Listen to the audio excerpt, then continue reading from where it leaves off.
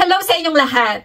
Gusto mo ba ng additional 1,200 na cash na madagdag sa perang ipapadala mo sa Pinas? Legit na legit, 102%.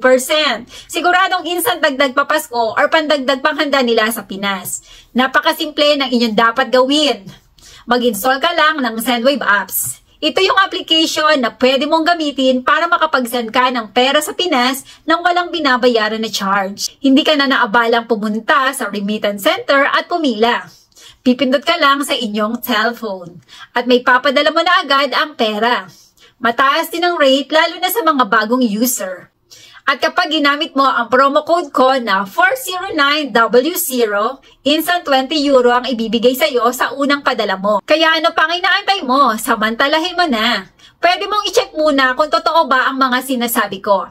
At kapag wala kang nakita na dumagdag sa perang ipapadala mo sa Pinas, pwede mo akong i-message o wag mong ituloy ang pag-send ng pera.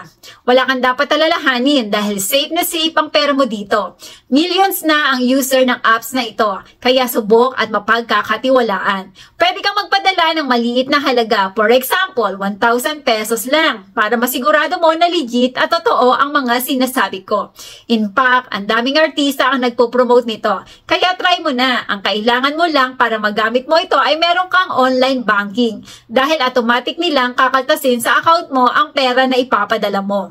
Ang mga pwedeng mag-install ng Sendwave apps ay mga tao na sa North America, USA, UK, Canada, Italy, France at Spain. At pwede naman matanggap ng pamilya natin sa Pinas via GCash, bank account, or pick up.